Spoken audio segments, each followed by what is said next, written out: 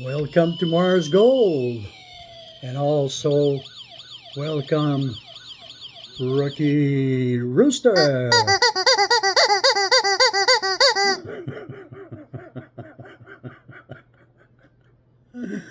Isn't that funny? Rookie Rooster, man, love this thing. And we're gonna make sure he doesn't lose his name. If I ever lose him, well, it's gonna be written Rookie Rooster. Rooster with two O's. Rookie Rooster. There you go. Like that. Rookie Rooster.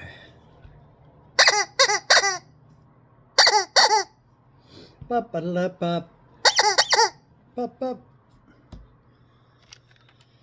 That was fun. I think we're gonna start with by saying, like I just said, welcome to Mars Gold. And at the end of this video, don't forget to like and subscribe. I'll never say it enough. Please like and subscribe. If you like and subscribe, I'm gonna make you a video of blah blah blah, but this one's gonna be different. A different blah blah blah.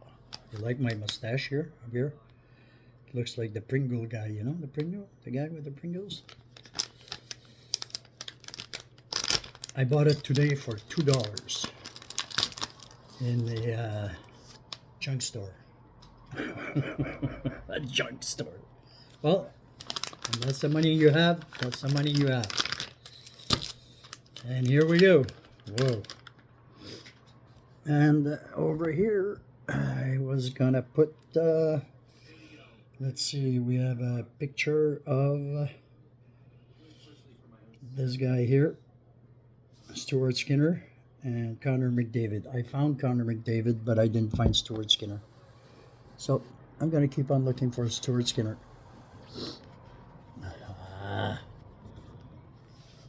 There you go, like that. That's better. Okay, let's open these packs. And you know what I'd like to tell you? I would like to tell you stories about my life, okay? And it's very interesting though.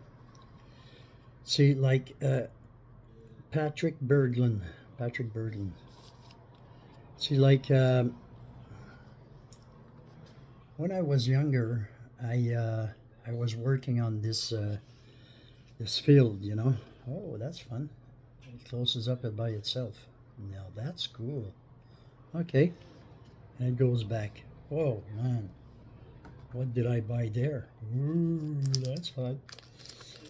So yeah, when I was young, I was working in a park, you know, where people come and have a swim, and they have tents, and they have all that kind of stuff where they go, they ride the bike around camping site, exactly, camping site. So I'm just doing my job, you know. Scott left, and just doing my job, and I don't know why I went there, but I went to the pool. You know, I went to the pool, and without any reason. Anyway, I didn't have any reason to be there, so I don't know why I went there. Marco Stewart. Michael Storm. Michael Sturm. Gold. Hey, it's fun, eh? Wow, that's a lot of fun. Then it goes back. Right on. Wow, that's cool. Michael Stern, that's a gold card. But anyway, so I go there for no reason, you know. And I see this thing floating on the water. It's about, I don't know, maybe 30, 40 feet from me, 50 feet in the swimming pool. So I decide to, I don't decide. I just go. Like if I was there for that exclusively, you know. But I wasn't there for that. I didn't even know why I was there. So anyway, um, I run in the water around the pool. And when I get there, it's a little boy. He's face down in the water.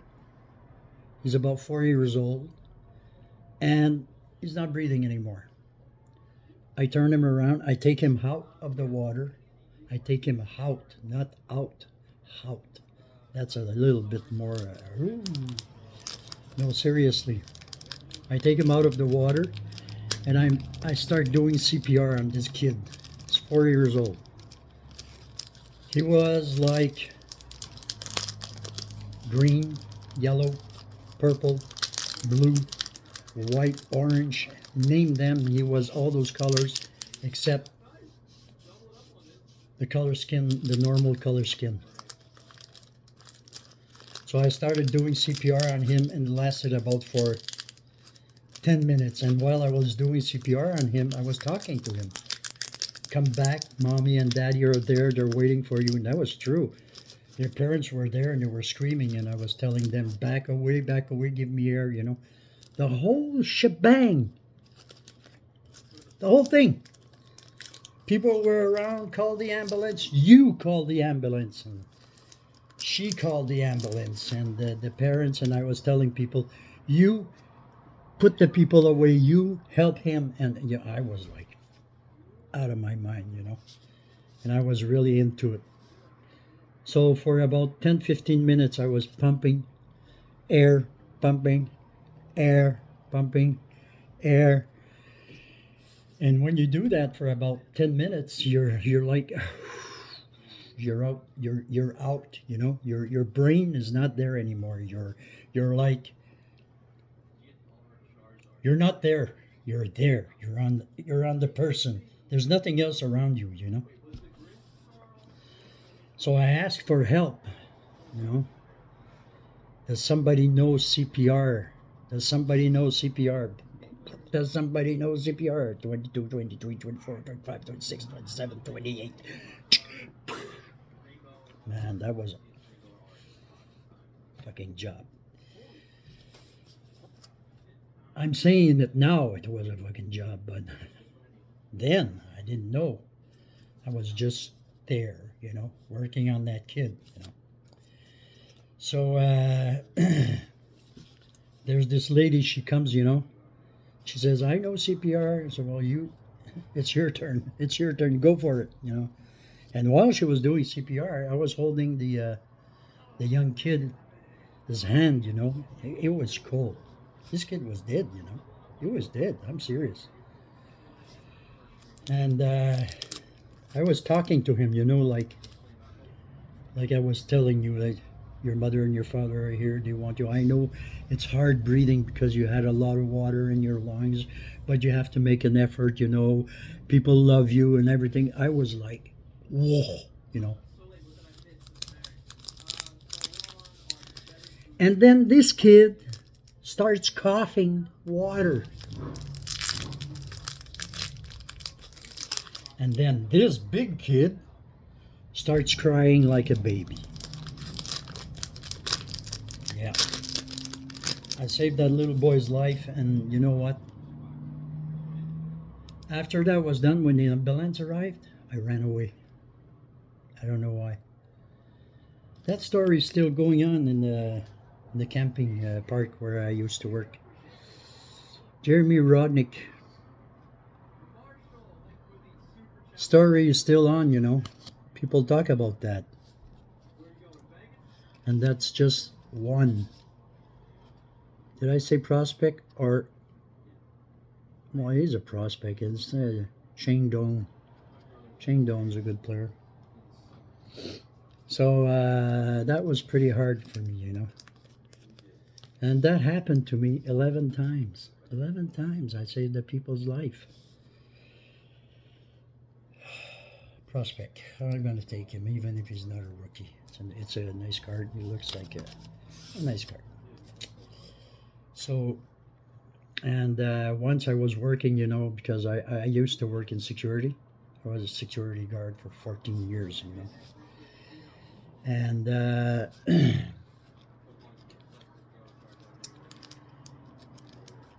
so it's been like 14 hours I've been working, you know. There's this big party. Kids came from all over Ontario in that hotel, and they were celebrating the spring, you know, the spring thing there. Spring, whatever. You know what I'm talking about. Okay. And I've been working like 14 hours in a row. So then my boss comes. Well, my boss is my supervisor. He's not my boss. He's my supervisor. He comes to me and he says, "You have to go and eat now." So I say, "Okay, great, fantastic. I'm gonna go eat because I was hungry, you know." So I sit down. I open my lunch box, my lunch pail, my lunch, whatever you want to call it. I unzip, you know, and I open that. I take out a sandwich, and I didn't even take a bite. I put the sandwich back in the Ziploc, close my everything, push that there, got up. I don't know why. I got up and I start working, walking and going up the stairs. I go to the fifth floor. Fifth, not four, not three, not two, not one, five. On the fifth floor. There's supposed to be nobody there. Nobody. So I start walking on the fifth floor and I'm looking for something. Don't ask me what it is. I don't know. I'm looking for something. Don't ask me why I'm looking for something. I don't know. I'm just looking for something. Something is sending me there, you know? So I come to the door 523 or 524. And at that door, because it's all like square and you have the door to come in, but you have a little entrance about 3 feet, you know, 3 feet deep. And then there's the door that you open, you know. There's a girl there. She's 16. I don't know at that time how old she is. She's 16. Her head is like this, completely blocked, you know. And she had, anyway, she was drowning in her vomit. She was drowning. Her lungs were getting full of vomit and she would have died. 10 minutes later, 10, that's what the ambulance guy told me, and whatever. 10 minutes later and she was dead. That's two. That's two persons' life I saved. There's 11 like that. I don't even know what I'm doing there. I just go there, you know. It's like somebody's calling me and saying, not even saying, I'm not even the boss of my brain, you know. It's like zombie, Bob. You go there, there's somebody that needs you. It doesn't say that. But it's like, that's what I feel after it's finished. I just sit down and I eat my lunch like if nothing had happened, you know? You know when you're controlled, brain control? Well, I had that, you know? And I went and I saved the little girl. So they brought her to the hospital. And she's been all night in the hospital. They're cleaning up her lungs. She drank a bottle of vodka. Duck, duck, duck, duck, duck, duck. And then she started wearing around. She landed there where I found her. 10 minutes later, and she was dead. So, that's two. Bob Carpenter, Patrick Sundstrom, Wayne Gretzky, Art Ross Trophy. Wayne Gretzky, Art Ross Trophy. I'm going to sleeve him, but the card is nice though. It's not well centered, but it's nice. It's another Wayne Gretzky, you know. Oh, my friend, you're picking up on my video. Okay. Bill Mastern calendar. You want to hear another one? I'm going to tell you another one. Brett Hall. We already have that one like 10 times. John Casey, goaler for the North Stars. So, listen to this. I'm 16 years old, okay? There's a big snowstorm outside. A really, really, really big snowstorm outside. And me, when there's a snowstorm, I dress properly and I go out. I love snowstorms. I love to walk in the cold. When you're dressed like a polar bear, you're dressed like unbelievable. It was hot. I loved it. It was cold. It was snowing. You couldn't see like 5 feet in front of you, and I was walking on the sidewalk. I guess there was a sidewalk there. I don't even remember that. Anyway, so what I see a car coming with his headlights on high. They're high because he's got to be seen. You can't see 4 or 5 feet in front of you. And then I hear just skidoo. So the car is coming like that, and the skidoo hits the car like this. Full blast. I mean, this guy was wow, And he jumps over. When he hit the car, the handles of the skidoo caught him from the belly button to up here. It ripped his skidoo suit and it ripped his body. And he went flying about 10 feet from the car. He's on the ground. Now, this part, you know why? This is why if you're not 18, you're not allowed to listen to this, because my videos are not for young kids. Because this part is very, yeah.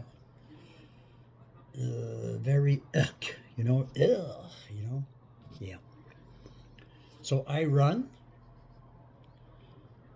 to the guy that flipped over the skidoo, and his intestines, that's how you say it, his intestines, digestive system, like when you open a fish, you take out that's it. It was spilling over his belly, his stomach, okay? He opened himself like this, and everything was spilling out. So I took everything and I put it back in his stomach. And I put myself over him for not the cold and the snow and everything to freeze his stomach. And then I was screaming my head off and screaming, help, call an ambulance, help, help, help. I was 16 and then, So an ambulance arrives, they pick him up, bring him to the hospital. Never heard of that after that. 20 years later, 20 years, this guy finds me. And he tells me, he says, I would like to say thank you to you. So, who the hell are you? I didn't say that, but I was like, who are you? He said, I'm the guy you picked up from the skidoo accident 20 years ago. Oh, really? Yeah. You know what, this guy? I didn't recognize him or nothing.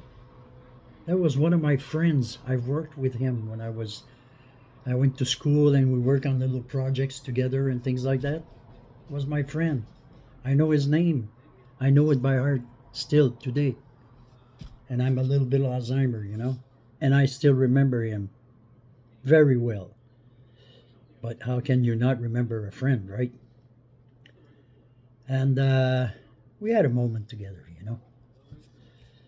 And I'm just telling you that story, like the story with the kid in the water and the little girl and things like that. Those are all things that got me, very, very, very. So I asked him how he was, and you know what?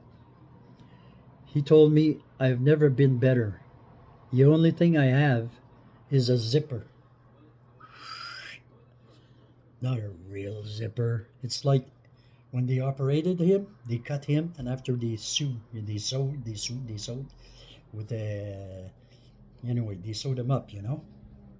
So he has like a zipper here. It's like a zipper.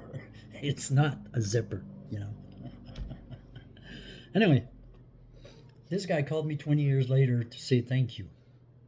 That's 3.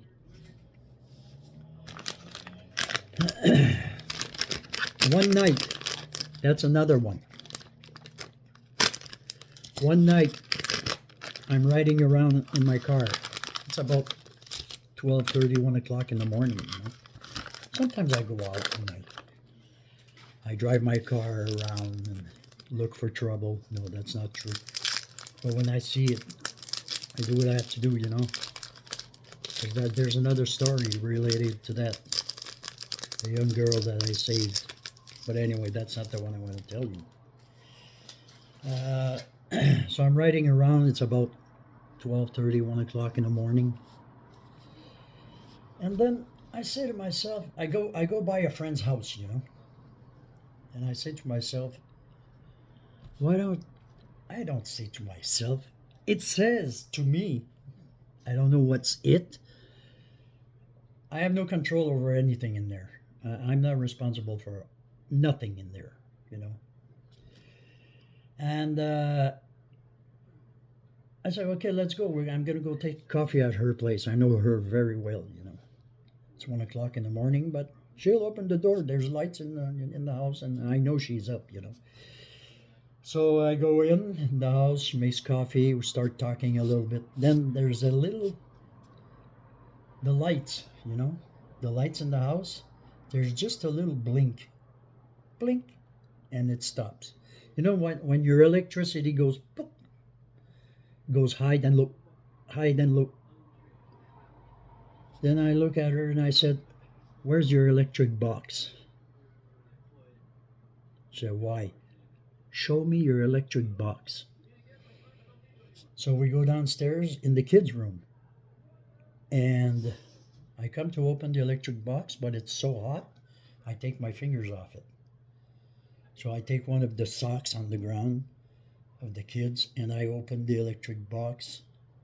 It's very hot, the door is hot. And the 2 entrances of the electric company, okay, for the hydro, are red hot. I would say like another 15 minutes and everything caught fire. The kids would have stayed there. Really. And that the fireman told me, the hydro company told me, and I told me. There was 3 kids in the bedroom, plus the mother. They would all have died. I hate to say that word, died. They would have all.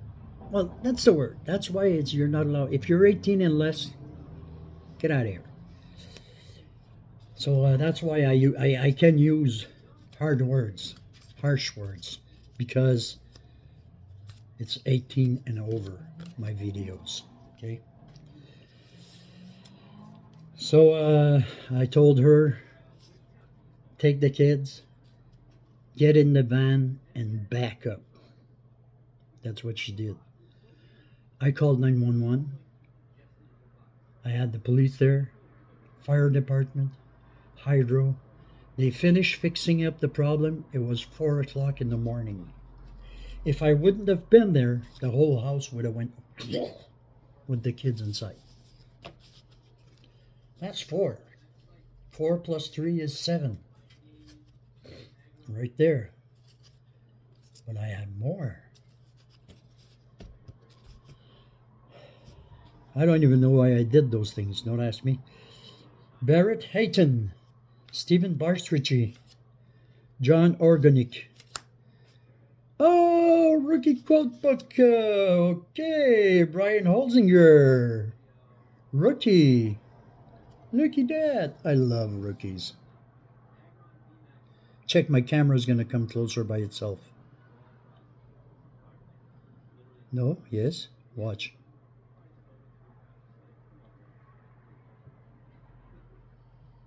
Yeah, shit. Just because. Oh, there it is.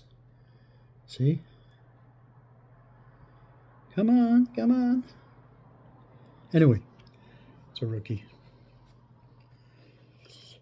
Brian Holzinger. Brian Holzinger. Well, anyway, if you like my true stories, just put a like down there, and maybe I can tell you more about myself and all the people that I saved in my life. Oh, 10 card slider box. Hey, listen to this one. I'm working in Montreal for the town hall. I've did a lot of jobs, and I'm not going to tell you how many jobs I did in my life, because you're not going to believe me, and you're going to think I'm 90 years old, because I did a lot of jobs in a lot of towns in a lot of countries. But my best job was in security. I love that, saving people and things like that. Anyway, I'm working in Montreal, and we're digging big holes, to put in the street lights. The street light is what you do is you make a big hole, and you have a big cement block, okay, and it has a hook on it, and they bring it down the hole with a chain to a loader, a tractor, whatever you call it there, and they bring down the block. And there's this guy, he's down the hole. I went up the hole because I don't take chances. So he's down the hole, and he's like this way, a little bit more, this way. I'm up there, and I hear, oh, what the hell is that? The chain is working. I tell the guy, get out of the hole. Get out of the hole, it's dangerous. Get out of the hole. I said, don't worry for me. I call the boss right there, and I tell him, tell this guy to get out of the hole or he's going to die. Like, I'm not the one saying that. I don't know where it comes from, but I'm not saying that. It's not me. I didn't do nothing. Like, I was young. I was always like that. Not my fault. Anyway, so this guy listens to the boss, starts going up the ladder. He's about halfway up the ladder, and the chain goes, Dark! It breaks, and the cement block, which weighed about 2 tons, falls right where he was.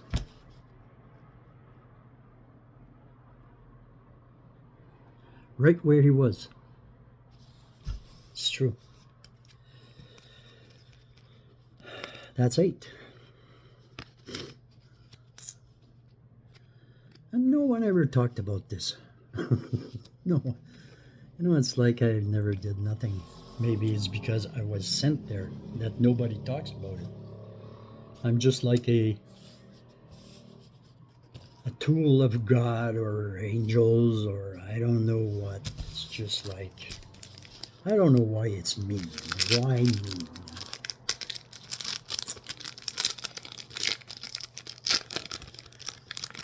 Yep. And so, Darren Pupa, Buffalo Sabres. Oh, I have a lot of goalies here. Wow. Well, a lot. A couple for sure. Okay, so this is Darren Pupa, goalie. I have to show you how much goalies I have, but I don't want to disturb my camera. Jake Allen. Cool, huh? Jake Allen, and it's nice. Oops, sorry, I got the hiccups. No, not the hiccups, please. Okay, and Jake Allen. Get in there, Jake. Another goalie. And Ty Conklin. Hey, look at this, man. Red Wings. How nice could that be? My camera's so smart. It centered itself. You know that? Did you see it? It centered itself. Well, that's fun. Okay, so Ty Conklin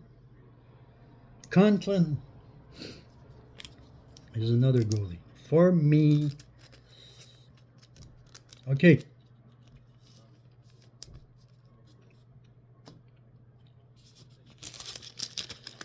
I'm working in a sawmill. Okay, in a little city. Gee, it smells good. People are doing barbecue or something around here. I'll have to go and eat. Nah, too early. Shit. Okay, I'm working in a sawmill. All right, in a little city. That's what I do. And there, I took classes to work with a kind of machine that makes little wooden pieces. You know, like maybe 2 feet long by 1 inch, 1 inch and a half wide, and about a 1/4 inch thick. You know, just to put in between the pallets. You know, so I make them, and that machine I do it with is a wood miser. I am chief of a wood miser. Okay, I'm working on this machine, and I have 4 guys behind me that are picking up the pieces of wood that I'm making. The machine working. Listen to this.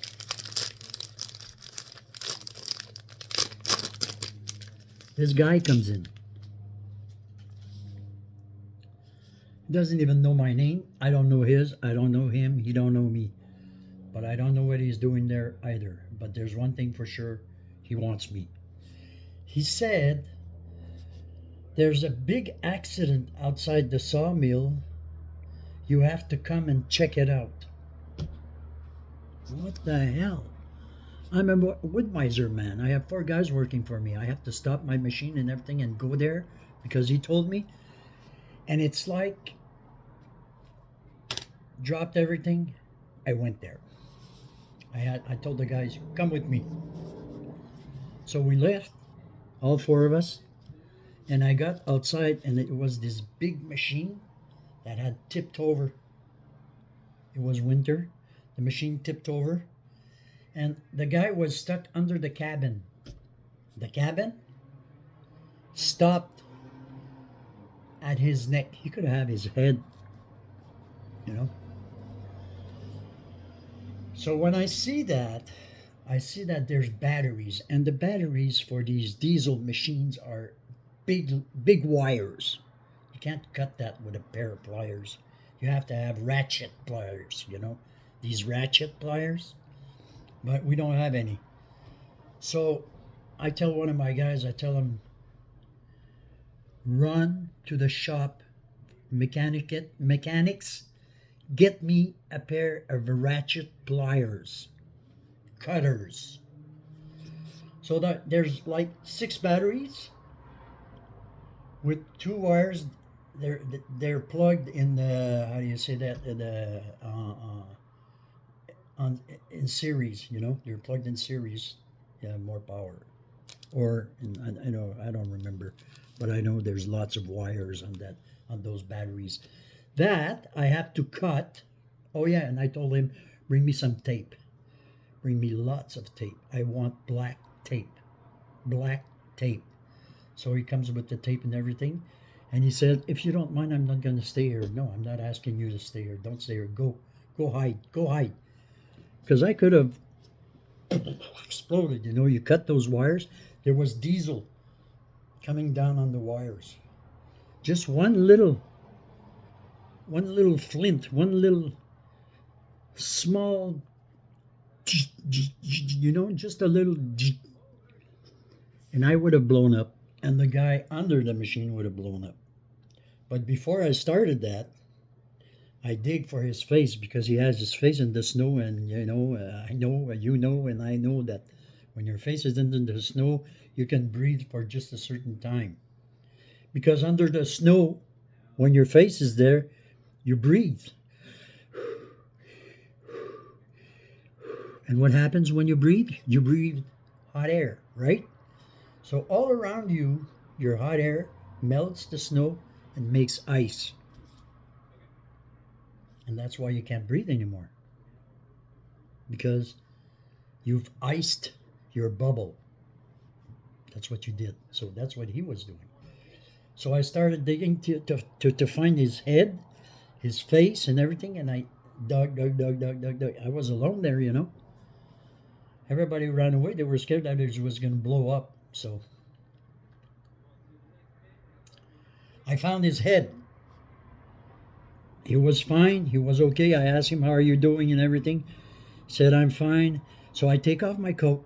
It's winter. I take off my coat and I dig more and I put his head under, on top of my coat. On top of my coat, not under. On top of my coat.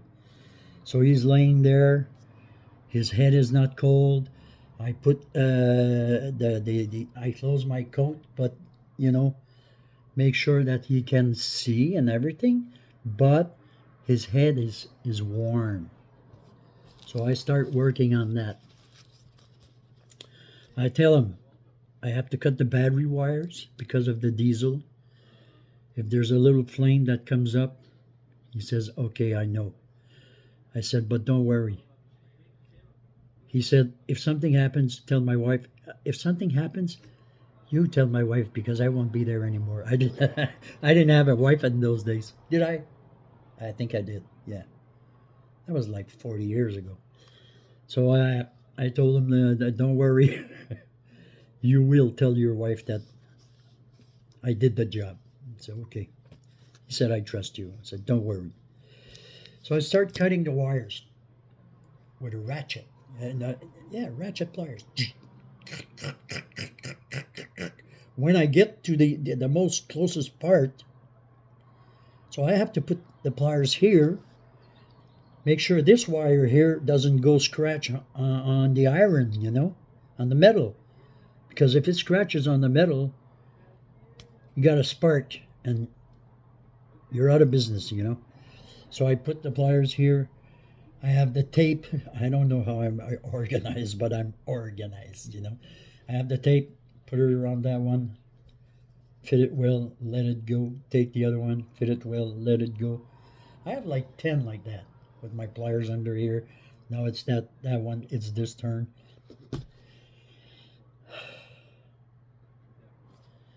The firemen happened. The firemen arrived. The firemen arrived, you know, secured the scene. Policemen arrived, ambulance arrived, firemen arrived. They're all parked. I told them, go park far away. If this explodes, you're all out. All. So there's a fireman, he says, "We're gonna do something with you. We're gonna put you a harness in the back with 4 ropes, you know, like a belt with 4 ropes and hooks in the back." He said, "If we see a spark or something, we're going to pull you." There was policemen, firemen, and the ambulance. They were waiting, you know. So I said, "Okay." So they put me a full face, a glass, full face, and a hat. And if something, he said, "If there's a spark, we're going to watch you. Something goes, "Pow!" They would have taken me out of there, you know. I said, "Okay." I'm not even supposed to do that freaking job, you know. It's not my job. Somebody just came to get me, you know. So I finish all the wiring. There's like 2, 4, 6, 8, 10, 12. Anyway, I'm taking out all the wiring, cutting them with the wire. So when I finish that,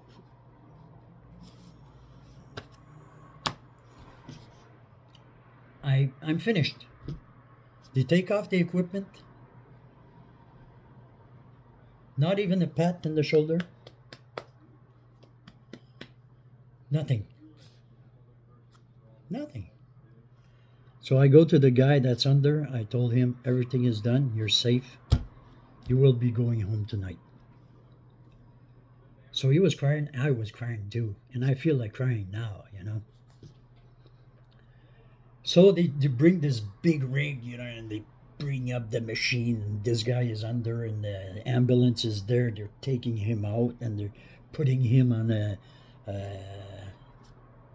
you know what I'm saying? You know, they put him on with the handles there, carry him. They bring him to the hospital, and never heard again. So, oh, this part is really hard for me, you know. So I meet this guy in a shopping mall. I don't know, 3, 4, 5 years later.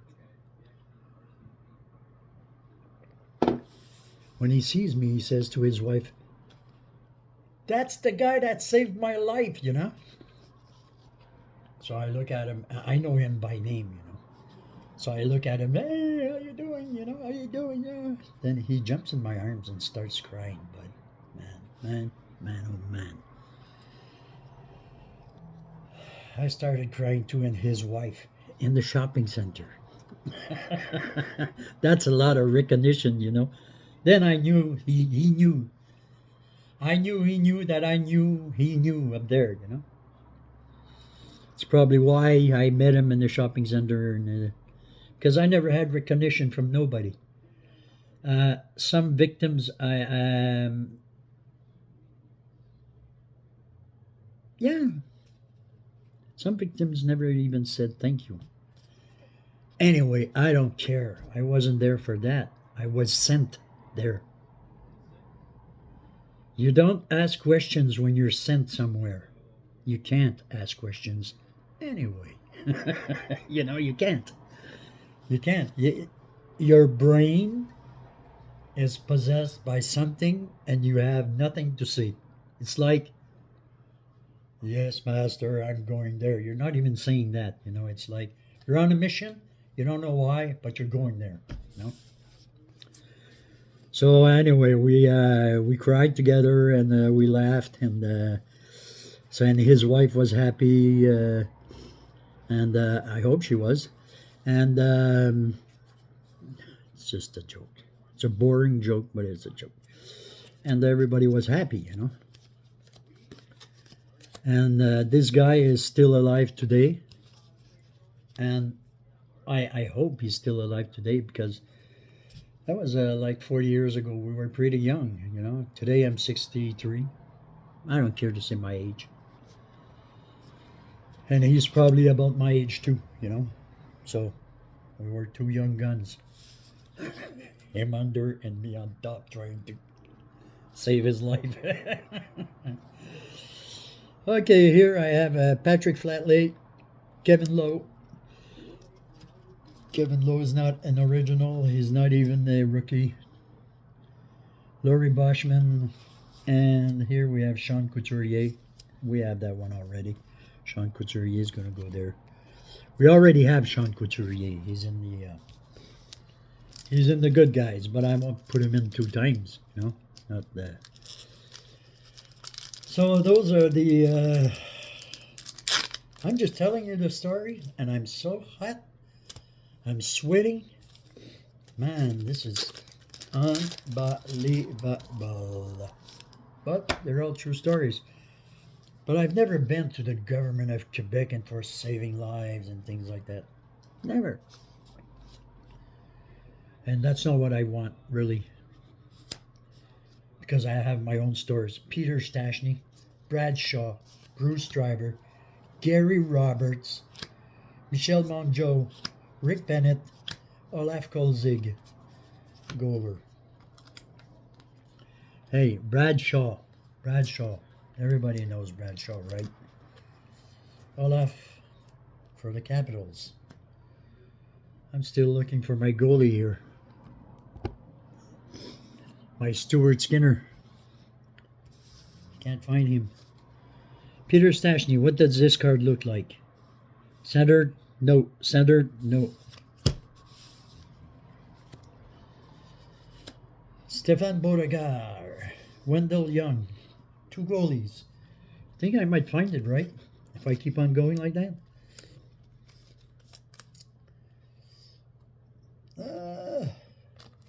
There you go.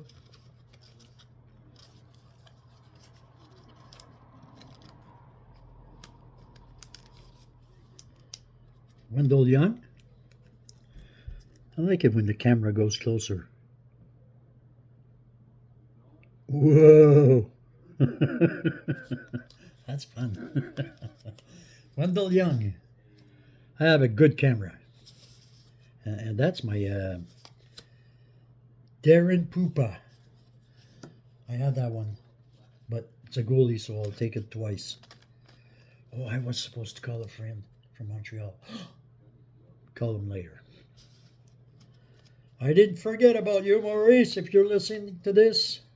Mark Howe, Rick Bennett, Michelle Monjo, Gary Roberts, Bruce Driver, no rookie, nothing in there. Because like I told you, oh, what is this? A nice little bag with goalies. Hey, we're in this for 46 minutes. You realize? Yeah, I know. I talk. And if you'd see all the things that I would like to tell you, and I will eventually. Saku Koivu. Where the hell are you? Saku Koivu scoring.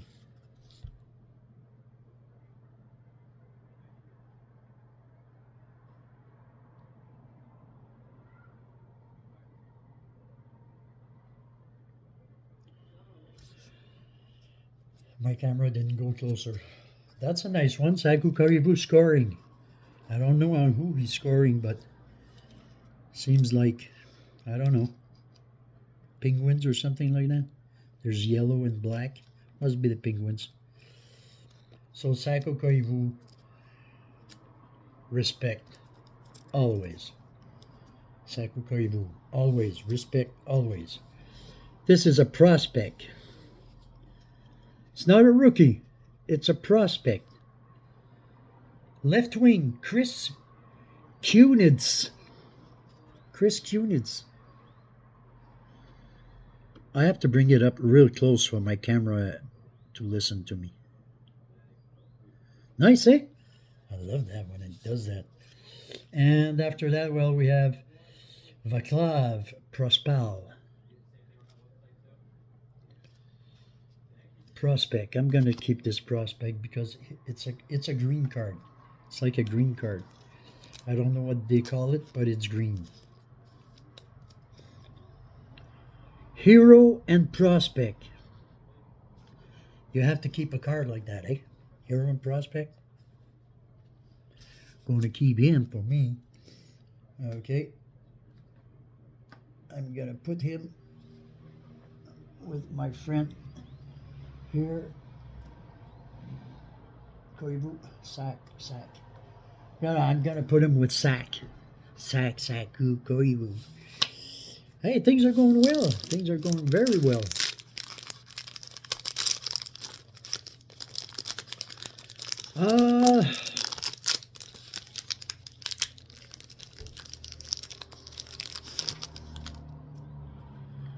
Johnny Gaudreau. Look at that. Tim Horton.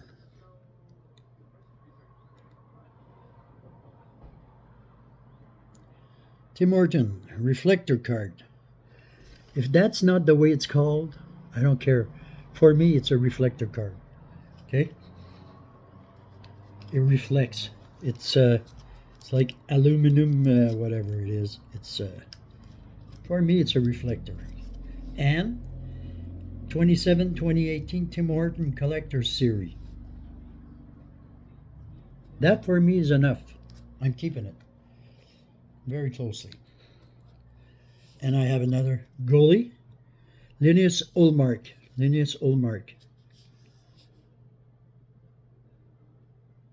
Boston.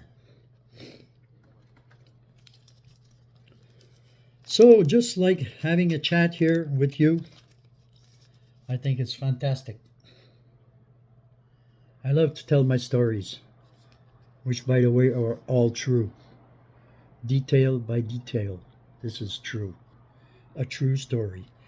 Alex Killorn. Alex Killorn. Let's see what my camera is going to do with this. Nope. No cooperation with my camera. So we have one more box left to open. It's not a box, it's a bag. But I'm going to open it like if it was a box. And by the way, I got to make a little publicity for my friends at Pristine Trading Card. Pristine is the cards I love to open the most because there's presents inside them. There's sleeves. There's so much stuff in there. It's like opening a Christmas package. I like Pristine. Not everybody does, but I do, you know. Okay, let's open this one first. We gotta hurry up. We're almost into an hour. Well, hurry up. If you have something else to do, you can do it. But if you have nothing, stay with me. Cam Ward, hockey, goaler. Cam Ward. Oh, my camera is very listening now, eh? Look at that. Back up, front up, back up, back up. Cam Ward. Oh, gee, there's so much things I'd like to tell you and show you, and you know, my life has been so complete. Craig Anderson. It's not the goalie I'm looking for. It's Craig Anderson. And if there's one place I'm gonna find that goalie, it's in the Pristine packs. They don't even pay me to say that. But that's what I want. I want them to pay me. You know? Give me cards so I can talk about Pristine. Because it's not hard for me talking about Pristine. Jocelyn Thibault. You see all the cards I find in there? Okay. They're not 100,000 cards, dollar cards, but that I don't know. But I like it because there's lots of them. Lots.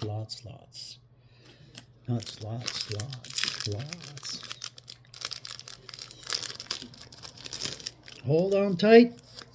There's this pack and this pack. I have two more packs to open after this one. And after that, we're closing shop.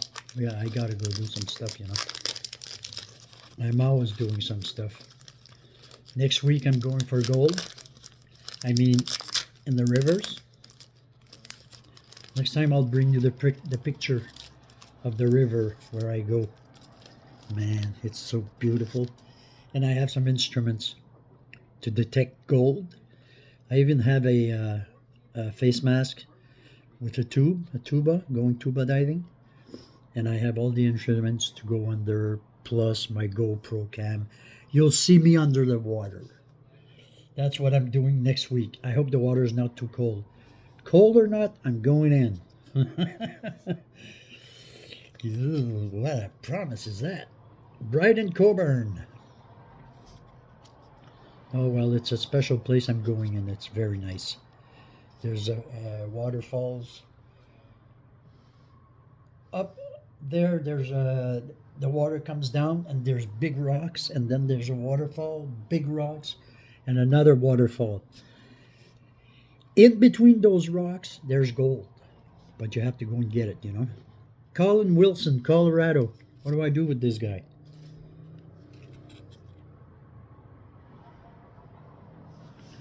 Shake and bake? Yes, sir. Shake and bake.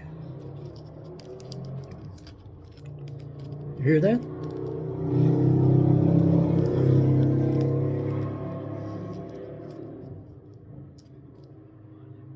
Nice. But it's not a Harley Davidson. I know just by the sound. Someday I'm going to show you a picture of me when I was about 22. You're going to think I was a member of bad gang people, but I've never been. Marcos Candela. Marcos Candela. Joe Mullen. Marcos Candela is for he's for Canada, but I don't know nothing about him, so I'm just gonna put him with the other ones that are not rookies and things like this, like this one, Joe Mullen. Joe Mullen. That's a couple I find. After that we have Ultra Fleer 92-93, Pat Verbeek. Ultra Fleer. Somebody told me that it was very, very good. Ultra Fleer. After that, look who we have here. Upper Deck Profile, Roman Hamtlik. Q. Question. What is the most memorable moment in hockey? Answer. My first NHL goal on October 20th in Edmonton. Question. Who is your toughest opponent? Player. Answer. Pat LaFontaine.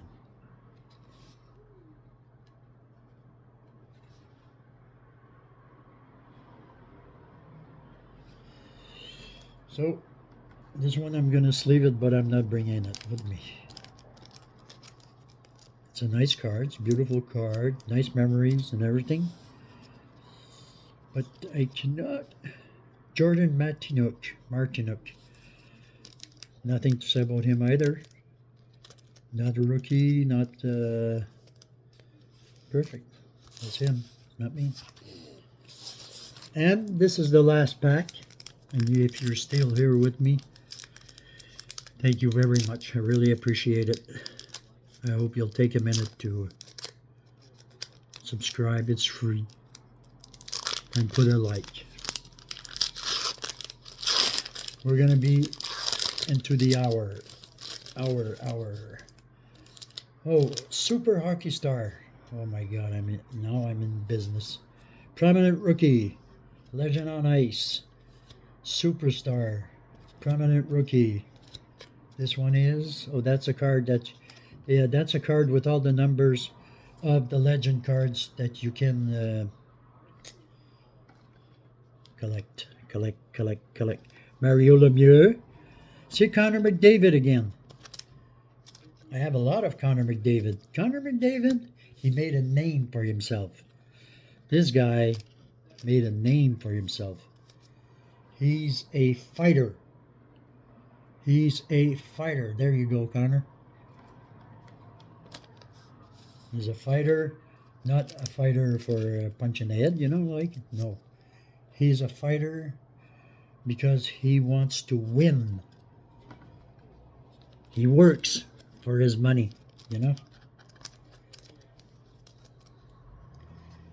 Well, if the hat fits on somebody, just put it on. Like a friend of mine told me. If the hat fits, put it on.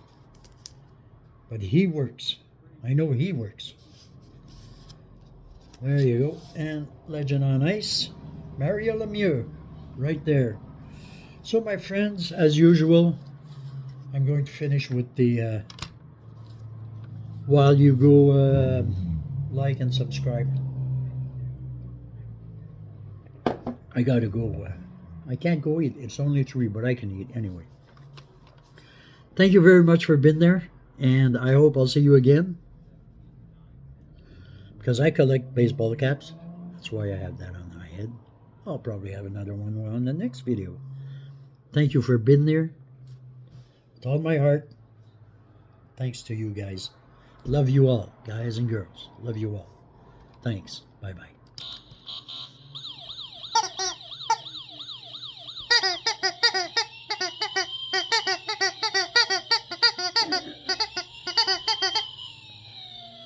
Rookie Wooster is saying goodbye, my friends.